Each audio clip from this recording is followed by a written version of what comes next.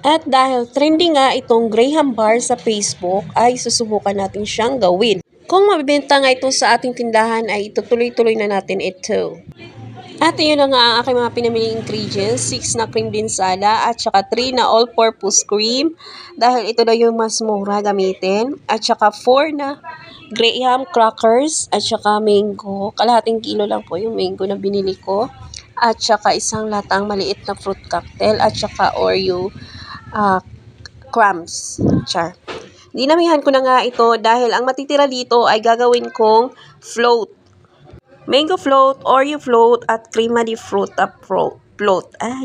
At ayan na nga, sa nakikita nyo, nangalahati nga siya ng kasirola na pinaglagyan natin ng ating cream. At ito nga palang all-purpose cream natin at saka cream din sana ay chilled na po ito ng overnight.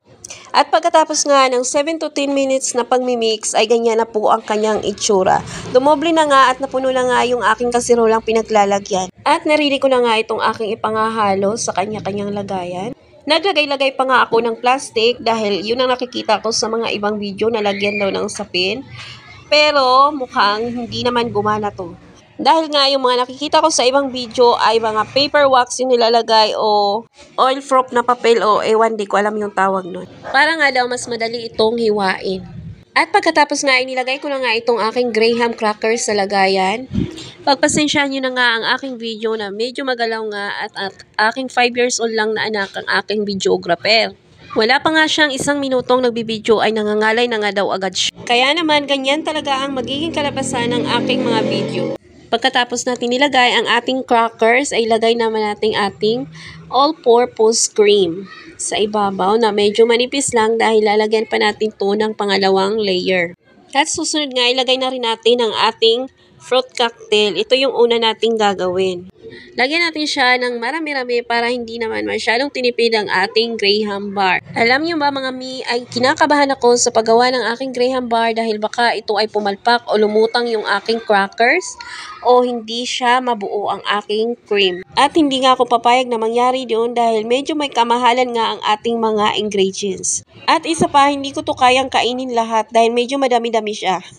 Kailangan talaga nito ay pangbenta siya. At dahil first time ko pa naman gumawa, okay lang din na mabawi ko lang ang puhunan at makakain na rin ako at matingtiman ng aking mga anak yung gawa ko. At buti na lang talaga ay hindi siya pumalpak. At ayun na nga, ilalagay na natin ang panghuling layers ng ating Graham bar. Hindi rin pala ganun kadali ang paglalagay ng crackers dahil pwede itong lumutang o lumubog. Doble ingat nga ang paglalagay dahil ang goal nga natin ay maibenta ito. At ayun na nga, tapos na ang ating first flavor. Pangalawang flavor naman natin ay mango. Pareho nga lang ang proseso nito. Ilalagay lang natin yung ating crackers, tapos ilalagay natin ang cream, pagkatapos ay lalagyan na nga natin ng mango.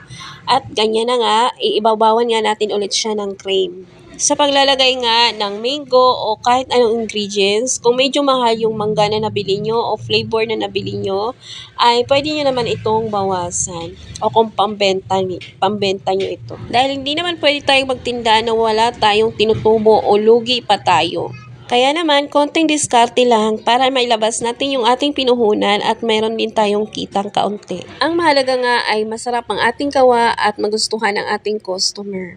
Para nga ay mas marami pang bumili nito at mas malaki ang kikitain natin. At dito nga ang ating ikatatlong flavors ay cookies and cream. Same lang din yung proseso ng paglalagay. Kung nakita nyo yung una nating ginawa, ganun lang din po yung gagawin natin. Ang ginamit ko nga ditong Oreo ay yung nagtigi 1 kilo na crumbs na siya. Durog na siya na Oreo. May nabibili noon sa palengke. Mas marami kayong magagawa pag yun ang nabili. At ito na nga yung ating finished product, the moment of truth. Ayan, dahil hindi pa siya masyadong matigas, kaya medyo ano pa siya, napuputol-putol. Dahil excited tayo maghiwa, di ba? At gusto na rin natin tikman.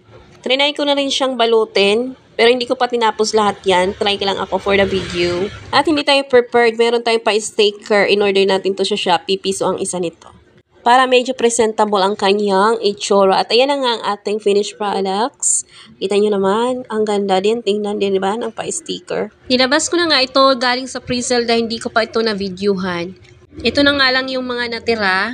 At ito na lang din yung natirang nakatab. Marami-rami na din naman tayong nagawa. Sa tingin ko ay malaki ang tutubuin nyo dito. Kaya itry nyo na din, guys.